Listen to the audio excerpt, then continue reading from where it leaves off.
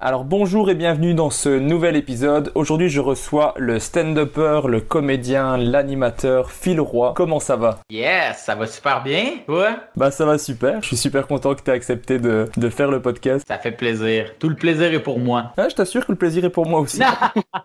J'ai vu que le 15 août t'étais remonté sur la scène là, pour la première fois au bordel. Comment c'était de retrouver la scène? Ben, d'un, c'était vraiment le fun. Je pense que tout le monde s'ennuyait énormément de monter sur scène. Et c'est quand même assez étrange parce qu'il y a le bordel, c'est un comédie club à Montréal qui accueille, je pense que c'est 110 personnes. Et là, avec les mesures sanitaires, nous, on est à moins d'une cinquantaine de personnes qui peuvent être là avec la distanciation. Puis, on joue derrière des gros panneaux de plexiglas. Puis, la réflexion, en fait, ils ont ajouté des spotlights à l'intérieur, donc sur la scène, et les plexis se trouvent à être collés sur la scène, mais à l'extérieur. Donc, il y a de l'éclairage à l'intérieur. Donc, la lumière reflète l'image de l'intérieur. Je sais pas si ça fait du sens, là, mais ce que je veux dire, c'est que le public voit super bien, puis les humoristes se voient eux-mêmes dans les plexiglas. Ça donne un effet miroir. Donc,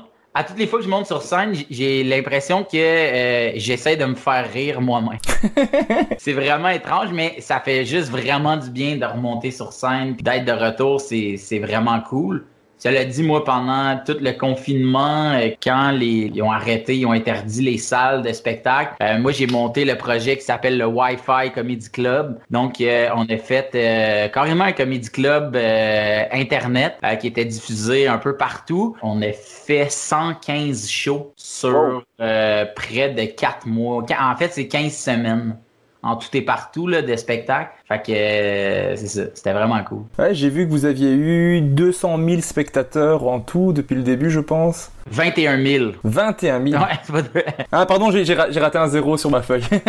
On a eu 21 000 connexions uniques, mais la plupart des gens écoutaient les spectacles, tu sais, en famille, en couple, en amis. Donc, on saura jamais exactement le nombre, le chiffre exact de notre audience Internet, mais sauf que nous, on sait que on a eu en connexion près de 21 000, ouais.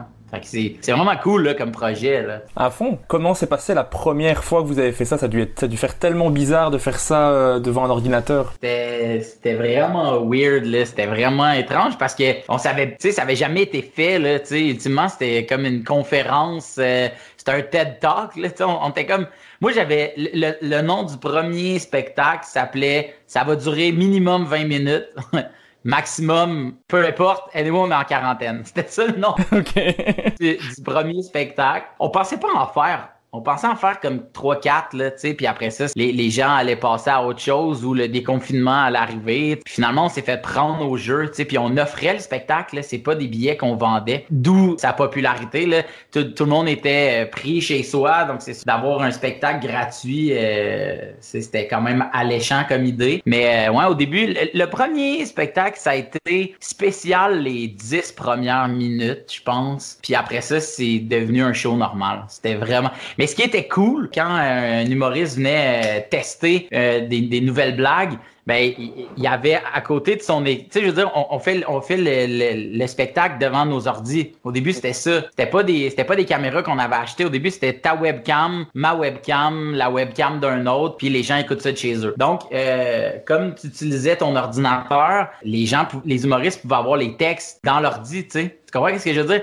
Donc, ils ouvraient une page avec la caméra, puis après ça, ils mettaient leur texte. Fait que tu pouvais carrément lire ton texte pendant ton numéro, puis ça paraisse même pas. Tu sais, si en ce moment tu montes sur scène, puis que tu as ton texte, puis tu vas le lire, ça paraît, tu sais, les gens te voient aller lire, puis c'est sûr que c'est mieux quand tu le sais par cœur. Mais là, ce qui était vraiment cool, c'est que tu pouvais tester en ayant l'air de savoir ton texte par cœur. C'était vraiment hot. Ok. Vous avez eu beaucoup d'humoristes différents? Ouais, on a eu, je dirais, je sais pas, là, une trentaine, quarantaine, du monde qui sont venus une fois, 2 fois, 10 fois, tu sais, des gens qui venaient animer, des gens qui voulaient juste être des invités, tu sais, fait que au début, ça a été un petit peu plus dur à aller chercher les gens, surtout aller chercher les plus vieux. Aller chercher les vétérans, c'était difficile parce que faut quand même que tu passes le fait que tu vas jouer devant ton ordi, tu sais. Tu sais, on avait Mike Ward qui voulait venir, mais qui était comme, je peux pas croire que je vais faire du stand-up dans mon salon. Ça se peut pas. Il l'avait dit dans sous-écoute que ça lui semblait trop bizarre, mais il l'a fait finalement? Non, mais il est venu voir, puis après ça, c'est qu'il a dit non, je peux pas. Mais, tu sais, on a eu Eddie King qui est venu, Martin Perizzolo, en tout cas, plein de monde, là, tu sais, fait que c'est ça qui était le fun. Ouais, j'ai entendu que Stéphane Fallu, il avait peur niveau technique, mais qu'au final, ça s'est bien passé pour lui. Ah, exact. Tu sais, Fallu, c'était un clown, là, tu sais. À un moment donné, il a fait le show il a fait son numéro de stand-up pendant qu'il faisait son jogging. C'était vraiment... tu sais, je veux dire, ça réarrivera jamais ailleurs sur le Wi-Fi Comedy Club. Ah, c'est clair. Mais j'ai vu que vous alliez continuer en septembre. Ouais, ben là, dans le fond, le festival Juste pour rire va s'associer avec nous pendant la durée du festival. Donc, on va faire des spectacles là. Nous, on a, au Québec, on a la plateforme qui s'appelle Tout.tv. C'est une plateforme, un genre de Netflix très, très québécois. En fait, uniquement production originale. Puis eux nous ont acheté, dans le fond, 3 shows spéciales. Donc, on va faire ça là. On va moins faire de comedy club. On va plus faire des événements spéciaux comme ça qu'on s'enligne parce que pour vrai, tu sais, t'es rendu que j'étais un producteur puis un booker de show. Moi, j'étais un humoriste, là, tu sais, je perdais trop de temps à appeler des humoristes puis à gérer des cancellations, des remplacements. Fait que c'était trop demandant pour moi. Fait que c'est pour ça qu'on va revenir plus en format show spécial. Et tu reprends le rodage de ton deuxième spectacle ici alors maintenant ou? Ouais, exactement. Moi, le truc, c'est que je me suis fait refaire le genou le 15 juillet. Donc là, en ce moment, je serais pas capable de rester 1h30 debout à faire du stand-up. Fait que pour ça que j'ai pas encore repris les rodages de mon deuxième one-man show, mais tu vois, ben là, en fait, les gens voient pas, là, mais c'est quand je suis dans mon bureau, là, mais tu sais, gars, je vais te montrer, là. C'est que, là, je suis rendu là, tu sais, fait que là, ça, à date, c'est mon deuxième show, là. T'sais, c'est juste des notes, là. C'est juste des bribes, là. Fait que là, tu sais, mettons que je vais faire pour les gens qui voient pas, ce qui est tout le monde, sauf Régis. J'ai 1, 2, 3, 4, 5, 6, 7, 8. J'ai comme 8 numéros de comme 10 à 15 minutes, à peu près. Puis, j'ai juste des mots-clés décrits dessus sur un gros panneau en bois que j'amène quand je vais faire mon rodage de show. Fait juste changer l'ordre, tu sais, le pacing, je le change comme ça. Fait que là, j'ai juste hâte de reprendre ce tableau-là puis de repartir en mini tournée de rodage, là. C'est ça qui a guidé la création du Wi-Fi Comedy Club, c'est que tu sais ce que c'est quand t'es dans un élan de création. On dirait que t'as pas le goût de te faire arrêter, t'as pas le goût de stopper cet élan-là. Tu sais, quand t'es en train d'écrire ou quand t'es en train de peindre ou quand t'es en train de composer, peu importe que tu fais, ou même un travail d'école. Tu sais, à un moment donné, là, OK, t'as fait ton plan, puis OK, je vais aller là, puis là, tout d'un coup, ça part, puis là, puis que t'es en train d'écrire, ça coule, tu sais. Ben moi, j'ai fait 10 spectacles de rodage de mon deuxième one-man show, puis la pandémie est arrivée. Moi, j'étais censé, je sais pas pour vous, mais nous, on a tous été cancellés le 12 ou le 13 mars. C'est pareil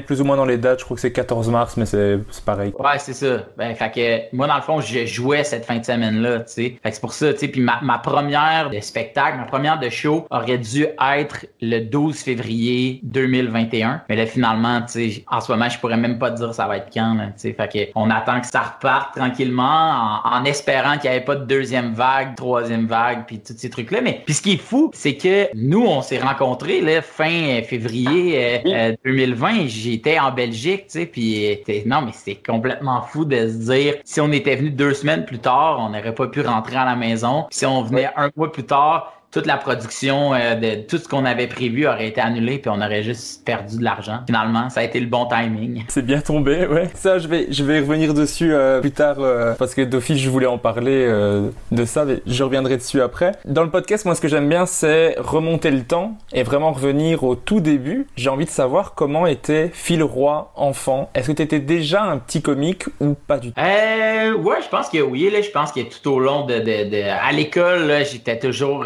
le petit comique de fond de classe, là. Tu sais, ça, j'ai toujours été ça, mais de là à dire que c'était une vocation ou une qualité qui était en avant-plan, non. Tu sais, c'était pas ça du tout, là. Tu sais, moi, j'étais quand même un élève plutôt studieux, quand même doué à l'école, jusqu'à ce que j'arrive au secondaire. Quand je suis arrivé au secondaire, là, j'ai plus découvert là, la vie sociale, les parascolaires. Fait que, tu sais, d'être impliqué dans tous les trucs sportifs ou de théâtre ou quelque chose comme ça. Puis là, moi, je faisais beaucoup de musique. Moi, en fait, j'ai étudié la guitare classique. Fait que moi, j'ai un diplôme en concentration d'études de musique classique. Fait que c'est ça que je faisais, moi, tout le long de mon secondaire. Puis c'est quand j'ai quitté le secondaire pour ensuite continuer mes études. Là, j'ai découvert l'improvisation. Puis c'est l'impro qui m'a amené à faire de l'humour. Mais moi, quand je suis allé en Belgique au mois de février 2020, ben c'était peut-être la 8e, 9e fois que j'allais en Europe, mais j'avais toujours été pour faire des tournois d'impro. Le Mondialito, j'étais allé faire, j'avais joué dans un tournoi d'impro à Tournai. J'ai vraiment beaucoup joué. T'as fait le Mondialito à Mons? Ouais, exactement, ouais. Ah, ça tombe, on s'est croisés, c'est sûr, parce que j'allais voir l'impro tout le temps à Mons avec la team, la Amy avant. C'était là que j'allais voir et j'ai fait l'impro après avec les Caméléons de Mons aussi. Ok, ben on s'est déjà croisés, c'est sûr. Certainement. Désolé, je m'en souviens pas. Ben non, moi non plus. Ah, je vais demander à mes parents parce que ma mère a une mémoire de malade. Elle se dit, mais oui, bien sûr qu'on l'a vu. Enfin, c'était le 2 février. T'étais quel type de jouteur en impro? Ah, j'étais beaucoup axé sur le punch, là. C'était vraiment ça. C'était vraiment ce qui m'allumait le plus. J'étais moins dans la construction, mais tu vois, aujourd'hui, je fais plus d'impro. Mais quand je refais de l'impro, je suis vraiment moins axé sur le punch, vraiment plus sur la construction puis l'écoute, tu sais, c'était vraiment ça. C'est comme si, je sais pas, on dirait que c'est peut-être en vieillissant ou c'est peut-être parce que j'arrive à aller chercher ma satisfaction de faire rire quand je fais du stand-up, que quand maintenant je fais de l'impro, je suis plus dans donner un spectacle, tu sais, puis je compte plus combien d'impro j'ai gagné versus combien j'ai perdu, puis je trouve que l'impro tend vite vers ça. C'est qui le meilleur ou la meilleure joueuse, c'est toujours le ou la plus drôle. Mais c'est pas vrai. Mais en vieillissant, c'est pas vrai. Il y a des joueurs d'impro qui sont fantastiques, qui savent quand ne pas être le plus drôle ou la plus drôle sur cette impro-là, sur ce match-là, sur cette saison-là, ce tournoi-là, peu importe. Je trouve que les meilleurs joueurs d'impro sont ceux et celles qui sont capables de laisser la place, de laisser leur propre place pour laisser toute la place à l'histoire puis à ce que le public vive quelque chose de fantastique qui est créé devant leurs yeux. On dirait que c'est plus maintenant ça mon vibe. Ok. T'aurais envie de te remettre dans l'impro ou... J'aimerais ça, mais c'est juste que le succès d'une ligue d'impro, c'est l'implication de ses membres. Donc là, je pourrais juste plus. En fait, si je rejouais dans une ligue comme joueur à temps plein, je serais le gars lourd qui vient juste quand il y a des matchs. Ok. Je serais pas là pour animer ou pour arbitrer ou pour faire le montage, démontage. Je serais pas là. J'arriverais 15 minutes avant le match puis je partirais 20 minutes après. Le temps d'une bière, puis je suis parti. Ça serait ça. Bah, si quelqu'un recherche un joueur qui veut juste venir pour jouer, contactez Phil Roy, il est là pour ça. Exactement. Et si on devait te donner une faute en impro, ça serait quoi? J'avais souvent le manque d'écoute ou cabotinage, c'était un des deux. Parce que quand j'avais une blague en tête, ça m'excitait, là. C'était comme un volcan qui voulait juste faire éruption d'une blague. Donc, je pouvais ne plus écouter. Puis j'avais tellement hâte de dire ma blague. Puis des fois, j'étais là, je dois dire ma blague maintenant parce que dans 2 phrases, elle est plus drôle. Fait que vite, j'ai quelque chose à dire. Je te dirais que c'est ça, cabotinage. C'est ça que j'avais souvent. Ouais, bah, cabotinage aussi. Et du coup, après, décrochage, c'était les deux ensemble parce que souvent, l'un suivait l'autre. Je cabotinais et après, ça me faisait rire. Et je décrochais. Ben oui. Et ça, on est vraiment trop pour les fans d'impro, mais s'il y en a qui écoutent, tant mieux. Si t'avais une catégorie préférée, ce serait quoi? Ma catégorie préférée? Je sais. Moi, j'ai arbitré longtemps l'impro. Puis moi, j'avais créé une catégorie qui s'appelait skyblog.net. Ben, tu vois, c'est quoi? On avait des skyblogs, ouais. Je faisais des blogs, puis des profils, puis des trucs. Puis moi, j'allais sur ce site-là. Donc, je sortais 2 profils. Là, bien évidemment, je les allongeais en mettant, 2-3 trucs de plus. Puis chaque équipe se faisait attribuer un blog, puis c'était la rencontre de ces deux blogueurs-là ensemble. J'aimais vraiment ça, là. Tu sais, des trucs de création de personnages, je pense que je dirais, là. C'est vraiment les impros que j'aimais. Ouais. Toi, c'était quoi? Ce serait exercice de style, j'aime beaucoup. Ah oui, ok. J'aime bien parce que c'est court et ça permet de faire plein de choses différentes en très peu de temps avec pas mal de punch dedans aussi, donc des petites blagues, ça marche bien dans cette catégorie-là. C'est un truc dans lequel je suis pas bloqué du tout. Ça dure pas assez longtemps pour que tu commences à stresser de est-ce qu'il faut je vais trouver quelque chose. Ça file quoi. Tu vois ce que je veux dire? Ouais. Je voulais savoir à la maison, est-ce que t'étais pareil qu'à l'école? C'était le comique de la famille? Parce qu'on a une théorie avec Virginie Fortin, c'est que en tant qu'enfant du milieu, on a besoin d'attention en particulier. Je ne sais pas si toi aussi. Oui, j'avais besoin d'attention, mais le plus drôle, c'est mon petit frère. Probablement une des personnes les plus drôles au monde, selon moi. C'est quelqu'un qui me fait vraiment, vraiment rire. Mais non, clairement, j'avais un besoin d'attention. Mais pas tant un besoin d'attention, mais j'avais un besoin de m'affirmer. On dirait que le plus vieux ou la plus vieille, c'est la personne qui défriche le chemin pour les autres. C'est la première personne qui se fait dire de rentrer à 21h et qui rentre à 21h30. C'est la première personne qui sort par la fenêtre de la chambre. Puis le plus jeune ou la plus jeune, ben ça va toujours être le bébé. Ça va toujours être comme la 8e merveille du monde. Le deuxième, c'est been there, c'est ça là. Fait que j'avais besoin, mais définitivement, je suis le plus créatif des trois frères. Nous, on est 3 gars. Définitivement, je suis le plus créatif, puis je suis pas le seul qui travaille en or. Mon petit frère travaille dans le domaine des jeux vidéo. Okay. Mon frère est comme chef d'équipe de jeux vidéo. Là, ils viennent c'est sa boîte qui ont fait les Tony Hawk Pro Skater. Oh, quand même, ouais. Le 1 et le 2 avec des nouveaux... mon frère et c'est plein de boîtes ensemble qui font un jeu, là, tu sais, c'est ça qui m'a expliqué que, mettons, OK, nous, on va s'occuper de tel tableau. Puis là, il y a quelqu'un d'autre, une autre boîte qui s'occupe de juste faire la bande-annonce. C'est ça son travail. Elle va passer 3 ans à juste faire une bande-annonce, tu sais. Fait que mon frère, il peut pas me dire quel tableau, quelque chose comme ça qu'il a fait tant que le jeu est pas sorti. Ça fait 3 ans qu'il me dit qu'il travaille sur Tony Hawk Pro Skater 1 et 2. Ok, cool. Et après, donc tu fais l'impro, c'était au cégep, je pense que tu as commencé à le faire. C'est ça. Et j'avais vu que tu avais hésité à commencer. Faire de l'impro, ouais. Parce que je faisais de la musique. T'sais, moi, j'étais en concentration, là, donc nous, on passait...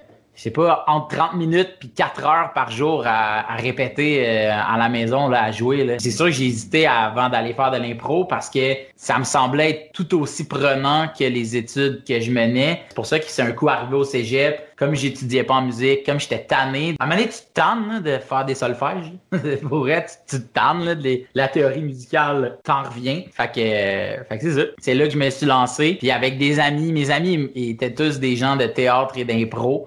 Puis je me suis inscrit. C'est drôle parce qu'un de mes meilleurs amis s'est inscrit. Lui, il a pas été pris, puis moi, j'ai été sélectionné. Puis j'avais jamais fait d'impro de ma vie, mais j'allais en voir souvent. Là. Et après, tu t'es dit, avec l'impro, ça t'a donné envie de faire de la scène et de faire de l'humour ou comment ça s'est passé pour toi?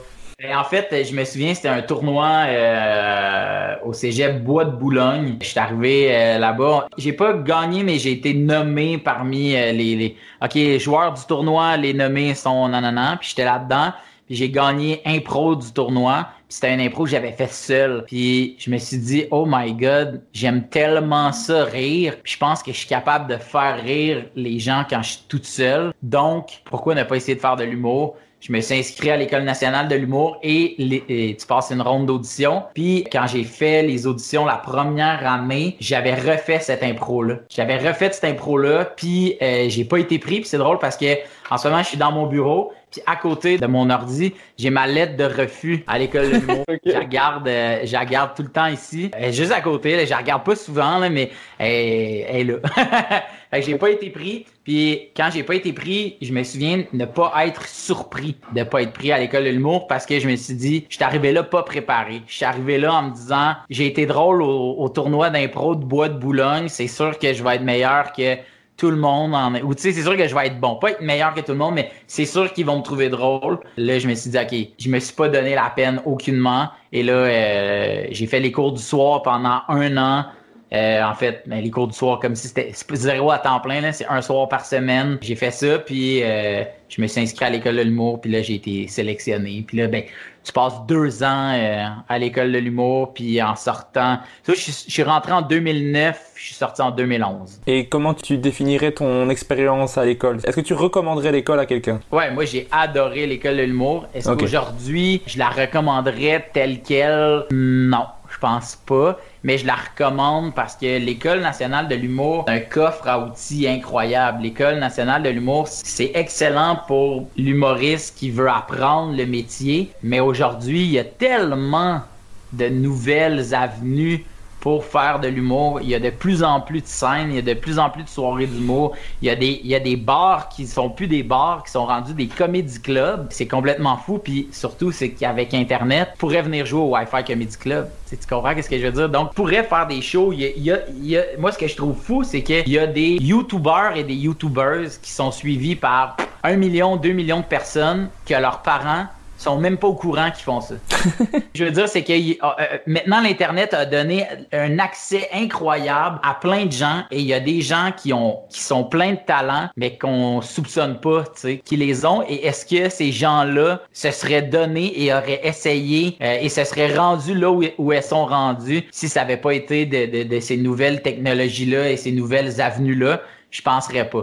Donc, je pense que l'École de l'humour doit s'adapter à ces nouvelles réalités-là. Je pense qu'ils le font. C'est juste qu'un projet comme l'École nationale de l'humour, je veux dire, c'était tellement un gros bateau. C'est long à changer son cap, là, tu sais. Fait que c'est pour ça que j'ose espérer, là, je suis plus étudiant depuis 10 ans maintenant, mais j'ose espérer que, tu sais, nous, on était la 2e année où, dans le programme humoriste, ils donnaient des cours sur, OK, on va faire des web-séries. Puis l'année après moi, ou 2 ans après moi, dans le cours de gestion de carrière, il disait « Vous devez vous partir une page Facebook humoriste. » Mais ça, c'est même pas l'année où moi j'y étais. T'sais. Fait que forcément, l'école s'adapte et s'ajuste, mais comme n'importe quoi, c'est pas parfait encore. Mais c'est ça. Et qu'est-ce que l'école t'a apporté à toi? Ben, l'école m'a juste confirmé que c'est ça que j'avais envie de faire. L'école m'a amené une méthode de travail que j'utilise encore aujourd'hui, une espèce de avant même de faire, OK, c'est fou, avant même de faire ma première scène, j'avais déjà monté un spectacle de scène. Tu comprends ce que je veux dire? C'est que j'avais travaillé avec des metteurs en scène, j'avais travaillé avec des gens qui font des décors, des accessoiristes. On travaillait, OK, comment chacun va être habillé sur scène? Est-ce que ça a de l'impact sur comment... J'avais tout réfléchi à ça, tout étudié ça pour faire le spectacle définissant. J'avais jamais été dans une soirée d'humour puis quelqu'un me dise « Mon prochain invité, vous le connaissez pas, le voici, Phil Roy. » Ça m'était jamais arrivé. Fait que j'arrivais quand même avec un bagage. L'école de l'humour, en sortant de l'école de l'humour, tu dois désapprendre tout ce que tu as. Tu dois refaire tes classes puis à un moment donné, tu arrives à une croisée des chemins où quelqu'un qui a pas fait l'école de l'humour versus quelqu'un qui l'a fait. Un peu comme à Mario Kart. Tu sais, à Mario Kart, tu peux faire la course. Puis des fois, tu peux passer sur les petites flèches qui te donnent plus de vitesse. Oui.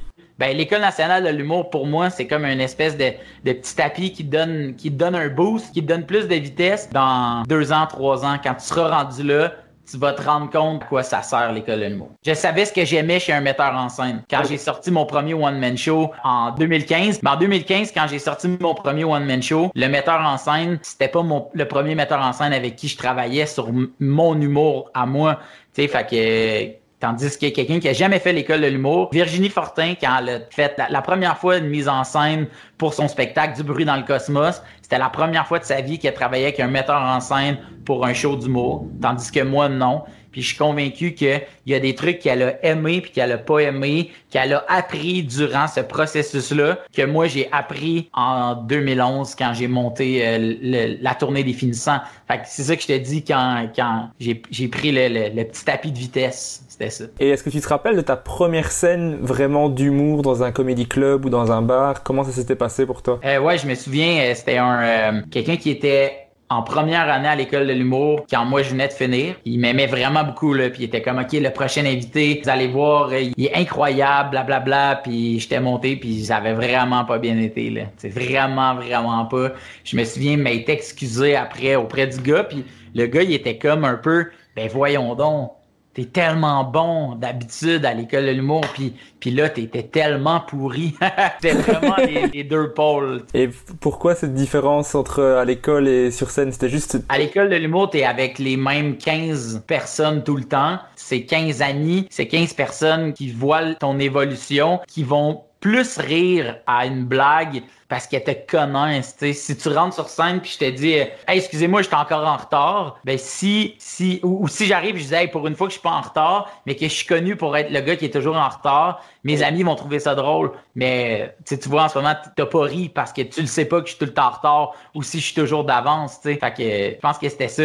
J'étais habitué à l'espèce de watt de l'École nationale de l'humour. Puis ça, c'est quand même quelque chose que j'ai reproché, que je reprocherais encore aujourd'hui à l'École de l'humour. Ben, je sais pas parce que là, je suis plus étudiant, mais dans les oui-dire pis tout, ça prépare pas tant que ça à ta première réalité qui va te frapper en sortant de l'école de l'humour. Ça te prépare à la réalité qui va te frapper quand tu vas sortir ton premier spectacle solo. C'est ça que ça fait. Et après cette première scène qui se passe pas top, est-ce que c'est un gros coup au moral ou... J'avais pas le temps, je jouais déjà le lendemain ailleurs. J'avais pas le temps de me dire ok, finalement j'aurais dû être infirmier. La deuxième, ça a super bien été, puis ça a été vraiment fun. Puis je pense que c'est normal. Ça fait partie du processus aussi de se casser la gueule une fois de temps en temps. Là. T'as beau être le meilleur boxeur du monde, faut quand même que t'encaisses des crochets une fois de temps en temps. Là. C'est ça un combat de boxe. Là.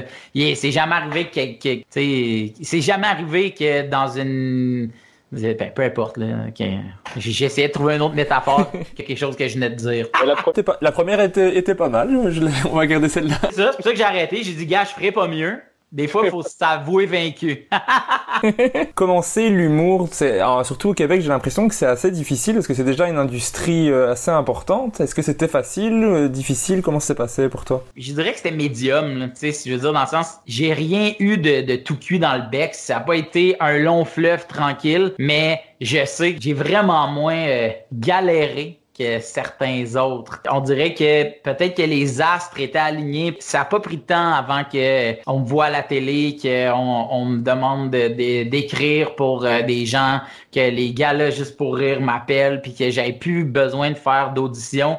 Je dirais que 2-3 ans après ma sortie à l'école de l'humour, on m'appelait pour me dire « Hey, salut, est-ce que Phil veut faire un gala cette année, j'étais nommé aux Oliviers pour découverte. Tu sais, comme j'ai eu une ascension quand même rapide, mais pas une ascension qui m'a été facile. J'ai vraiment travaillé fort. Ça revient à ce que je t'ai dit tantôt. Ce que l'école de l'humour m'a amené, c'est vraiment une rigueur dans le travail. Puis je sais à quel point, si je travaille pas, je l'aurai pas. Fait que je le sais que pour avoir les rires, je dois arriver avec un bon texte. Je fais pas partie des gens qui peuvent arriver puis juste lire une recette puis que ça soit drôle. Je fais pas partie de cette catégorie-là. Et j'ai vu que un des premiers travaux que tu avais fait en écriture d'humour, c'était pour une compagnie qui s'appelle Eros et compagnie. Yes, sir, baby! J'étais auteur pour des filles qui font des démonstrations de produits, de jouets érotiques à domicile. Ah, j'ai entendu ça, je me suis dit, je ne peux pas revenir sur ton parcours sans mentionner ça à un moment donné. Ben non, il faut, ça fait partie de moi. Ouais, c'est ça. Ouais, j'ai fait ça, petit contrat qui m'a donné $500. Il a fallu que je me rende quand même 2 fois. J'étais comme dans le backstore du sex shop. Il y a une madame de 52 ans qui m'a fait une démonstration de produits érotiques. Bon, mais celle-là, elle sert à ça. Puis là, moi, j'étais à côté avec mon calepin puis mon crayon, puis j'étais comme, OK, ça sent... OK, je note tout. Puis après ça, je suis parti chez nous, j'ai composé les blagues, je suis revenu, j'ai lu les blagues au propriétaire, cette dame-là de 50 quelques années, qui, elle, était comme la chef des filles de démonstration à domicile. Puis elle était comme, ouais, OK, cette joke-là, OK, ouais, celle-là, on la comprend pas vraiment, pas de trouble. Je suis retourné chez nous, j'ai apporté des correctifs, je suis revenu là-bas et là, on a filmé toutes ces blagues-là, puis on fait des mini-DVD avec, puis ils les donnaient aux filles. Puis il y a du monde, ben là, ça fait vraiment longtemps, mais je te dirais, il y a 4 ans, il y a une fille qui m'a écrit pour me dire « Hey, je viens d'apprendre que c'est toi, la liste de blagues qu'on nous remet, c'est toi qui les as écrits, oh my God, c'est donc bien drôle. By the way, celle-là, elle marche vraiment fort. J'étais comme, yeah! Ah, c'est génial, ils les utilisent encore maintenant, les blagues que t'as faites en 2012, je crois. Ouais, ben, ça se peut, je me souviens pas de l'année, mais ouais, c'était mon premier. Mais je suis sorti de l'école en 2011, fait que c'est dans ces eaux-là, là, mais ouais. C'est fou. En 2013, tu participes à l'émission En route vers mon premier gala, et moi, c'est là-dedans que je t'ai découvert, d'ailleurs. Fou, ça, pareil, hein. Ah ouais, mais moi, quand je t'ai vu arriver en Belgique, je me suis dit, mais c'est Phil Roy de En route vers mon premier gala, quoi. Moi, ton passage m'avait vraiment marqué dans l'émission, et après j'avais continué un peu à te suivre de loin avec YouTube et les vidéos que tu pouvais montrer, quoi. Je me rappelle vraiment de ton passage parce que je me suis dit, je n'ai jamais vu quelque chose comme ça avant. Parce que c'était tellement en énergie, à 100 km/h, blague, et c'était fou, et donc ça m'a vraiment marqué ce truc. Le sketch que tu faisais sur le secondaire, qui me parlait tellement, en tant qu'ancien gros aussi, je me disais, ça me parlait, mais tellement, et je me disais, ah, il monte son ventre sur scène. Oh, un jour je pourrais faire ça aussi, mais pas aujourd'hui. À l'époque, je commençais tous mes spectacles avec... J'arrivais, puis là, je faisais semblant d'être un peu essoufflé, là, tu sais. Puis là, je respirais un peu fort dans le micro. Et là, je faisais comme... Vous devez vous douter, je vais vous parler de bouffe santé puis d'éducation physique. Puis là, je disais « fuck off », puis là, je levais mon chandail en criant « Wouah! » Puis à partir de ce moment-là, tous les autres humoristes, quand ils riaient de moi, ils disaient juste « Phil Roy, le gars qui transforme des phrases pas drôles en jokes corrects mais criés. » C'est une affaire de même, là. Ah, mais moi j'avais vraiment bien aimé, mais j'étais d'accord avec quelques trucs que disaient les juges, et que des fois on n'avait pas le temps de rire parce qu'il y avait déjà une blague qui enchaînait. Ah, ouais. Mais par contre, ce qui était génial, c'est qu'on voyait que ça te faisait plaisir d'être sur scène. Je trouve que ça se transmet énormément. C'est encore le cas parce que je t'ai revu jouer en Belgique avec toujours une énergie de fou, plus structurée. Oui, il faut. Tu transmets vraiment ce plaisir d'être sur scène, ça se ressent après 30 secondes. Tu transmets cette énergie, t'avais réveillé la salle, j'avais l'impression que l'énergie de tous les humoristes d'avant combinée, c'était la moitié de la tienne. Ah ben merci. C'était cool cette soirée-là. Nous, on s'est vus sur une ou sur deux? Sur la première quand t'es arrivé. Ah oui, c'est ça. Après, j'étais allé aussi... là, je vais avoir besoin d'aide, là. Où est-ce que je suis allé? Dans une espèce de grotte. Le cercle des voyageurs. Le cercle des voyageurs, ouais. Ça, c'était vraiment cool. Belle soirée, celle-là. Et t'as fait le Black Sheep aussi. Les deux sont dans des caves, donc c'est possible que...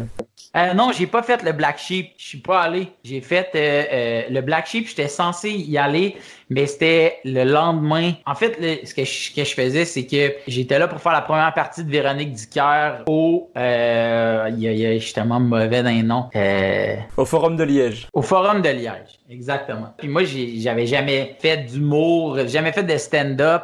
Ailleurs qu'à la maison, là. T'sais, fait que là, je me suis dit, si j'arrive d'avance, j'aimerais ça travailler mes trucs. Puis, en fait, ce qui est arrivé, c'est que là, j'ai booké 3 plateaux. Le 4e soir, je jouais au Forum de Liège devant 3000 personnes. Le problème, c'est que j'ai fait des salles de... le premier soir qu'on était là, il y avait 30 personnes. Ouais, 30, je pense que c'était plus ou moins ça, ouais. Le 2e, ça devait être 100. Le 3e, il y avait beaucoup plus de monde, beaucoup plus de gens, puis il y avait des Québécois qui étaient là, okay, qui savaient que j'étais là. Il devait y avoir une 12aine de filles qui étudient je sais pas quoi à Bruxelles, puis qui sont allées voir le spectacle. Fait que ça, c'était vraiment génial. Donc, j'ai fait 30, 100, 110, mais j'ai pas fait 300, 500, 1000. L'écart de public était trop intense. Fait que je te dirais que ça a quand même bien été au Forum de Liège, là. Tu sais, c'est drôle parce que une des filles qui s'occupe de la programmation de je sais pas quoi là-bas m'a écrit pour me dire « Hey, on aimerait ça faire un show 100% québécois, puis nanana, tu voudrais-tu le faire? » Puis j'étais comme ah non, tu sais, c'est un peu intense là, tu sais. Puis là c'est là que j'avais expliqué, il faudrait qu'il y ait une meilleure gradation pour moi, tu sais, pour que je sois capable de bien le faire. Puis il faudrait que je vienne m'installer 2 mois, 3 mois, puis que je prenne le temps de bien faire les choses parce que là oublie ça, on va jamais vendre 3000 billets de Phil Roy au Forum de Liège. À un moment donné, il faut être réaliste. Ben, j'aimerais te dire qu'après ce podcast, ce serait facile de remplir une scène en Belgique, mais je ne suis pas sûr de ça non plus. Ça viendra. Mais ça serait cool, franchement, de te revoir jouer en Belgique.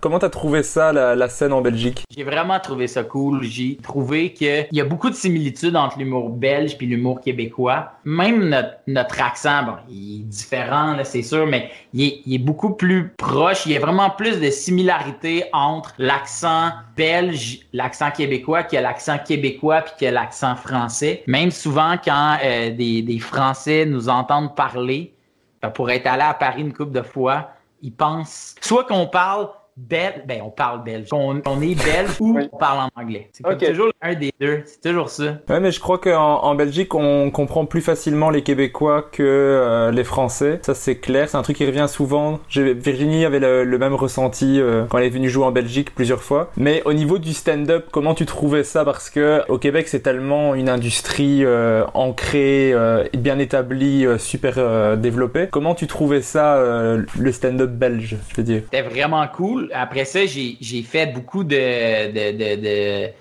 soirées. C'est parce que là, j'essaie de checker un peu, de surveiller un peu. Mais j'ai l'impression d'avoir fait plus de soirées amateurs, si je peux dire ça. Mm-hmm. La plupart des humoristes que j'ai rencontrés font de l'humour quand ils sont pas en train de faire leur emploi. Tu sais, j'ai rencontré un gars que je trouvais vraiment drôle, mais il est plombier. Ah, n'attendra pas? Attends, il est quand même costaud? Oui. Ouais, c'est lui. J'ai trouvé tellement drôle. Il est plombier et chauffagiste. Je le cherche sur Internet. Si c'est lui, il va être content qu'on parle de lui. Il écoute tous les épisodes. C'est un très bon ami à moi. Ah ouais, c'est lui. En plus, sa photo sur Instagram de profil avec son manteau, là, c'est le soir où j'étais là, je suis sûr.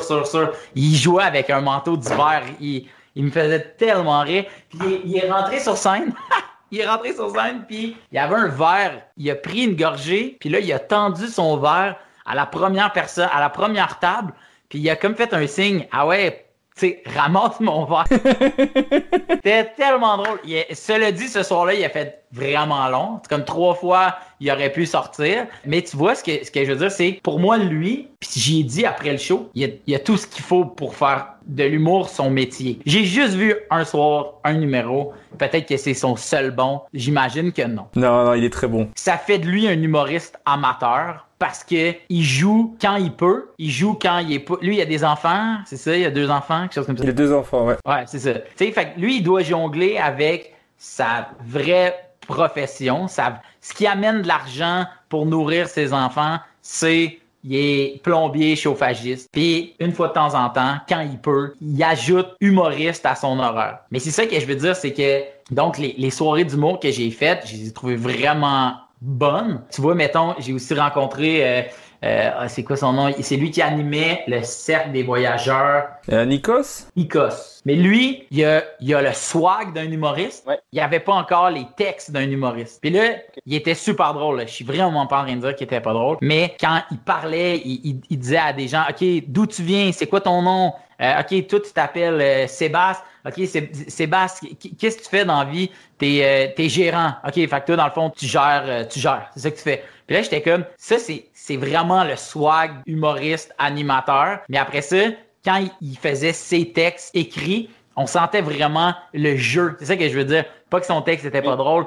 C'est juste on sentait énormément le jeu. Puis lui, il est étudiant pour je sais pas quoi. Je sais pas qu'est-ce qu'il fait dans la vie. Je le connais pas personnellement, Nikos. Mais ça pour dire que lui aussi, j'étais comme, c'est juste que j'ai l'impression que la scène humoristique belge est peut-être pas encore assez établie pour que quelqu'un comme Nathan, comme toi, comme peu importe qui, se lance à temps plein là-dedans, tu sais, puis fasse de l'humour. Puis comme à Montréal, il y a des gens pas connus, il y a des gens connus, mais il y a un dénominateur commun. L'humour est pour tout le monde leur principale source de revenus et le plus gros engagement dans leur horaire de la semaine, c'est ça. C'est très, très facile au Québec de jouer deux fois par jour, 2 fois par soir. C'est très, très facile au Québec de jouer 10 shows par semaine. C'est vraiment facile. Parce qu'il y a tellement de soirées d'humour, il y a tellement de plateaux, il y a tellement de ci pis de ça, que maintenant, c'est vraiment courant qu'un humoriste appellent puis disent faut absolument que je passe deuxième parce que je joue ailleurs, puis après ça, je vais jouer ailleurs. Les jeudis soirs, j'appelle ça le grand chelem. Les jeudis soirs, tu peux jouer 5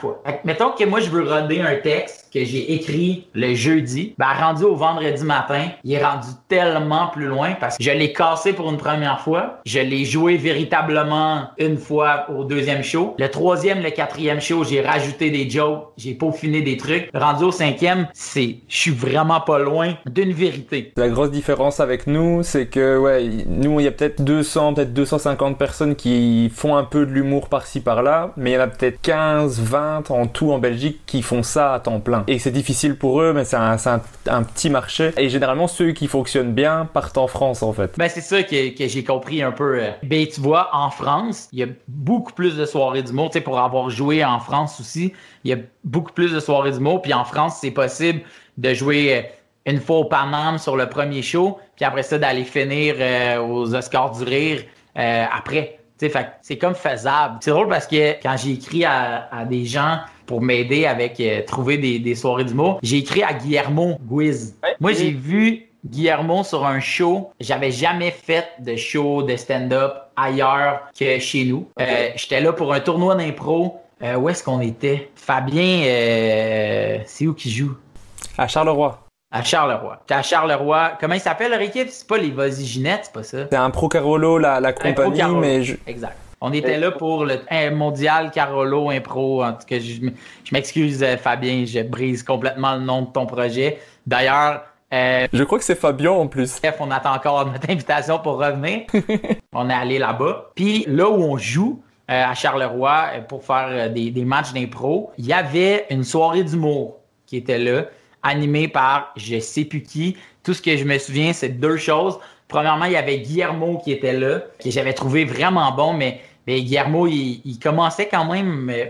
il commençait quand même. C'était pas... Sauf qu'il jouait souvent au Kings of Comedy, puis il y avait son show au Kings of Comedy, puis là, les autres humoristes en revenaient pas. Puis là, moi, j'étais comme, c'est quoi King of Comedy? Puis il m'a dit ce soir-là, « Hey, demain, est-ce que tu veux venir jouer au Kings of Comedy, faire ma première partie? » Puis j'étais comme, « Hey, je peux pas, parce que, tu sais, on est venu ici faire de l'impro, puis demain, on a un match d'impro. » On est devenus amis sur Facebook. Puis quand j'y ai écrit pour dire, « Tu peux-tu m'aider? » Il m'a juste répondu, « La personne qui fait le booking, c'est écrit à cette adresse email-là, méga générique. » J'étais comme, on dirait que je me serais attendu que tu m'aides quand même un petit peu. Tu sais, on a quand même pris un verre ensemble après. Tu sais, comme, moi, j'avais comme l'impression que, on n'était pas des amis, mais que si lui, il m'écrivait pour venir jouer, j'y bookerais une semaine de show, là. Tu comprends ce que je veux dire? Okay, ouais. Puis là, j'avais fait, on dirait que j'ai trouvé plate. Je sais pas s'il est cool avec les autres humoristes. Moi, je l'ai trouvé plate. Il est vraiment cool, mais du coup, il t'a demandé de contacter le What the Fun qui, eux, savent plus facilement t'intégrer que dans les scènes du Kings. Là, c'est plus fixe, tu vois. On peut plus difficilement bouger, je suppose, mais... Après avoir joué le deuxième show, j'ai eu 3 possibilités de jouer au Kings après. Ok, oui.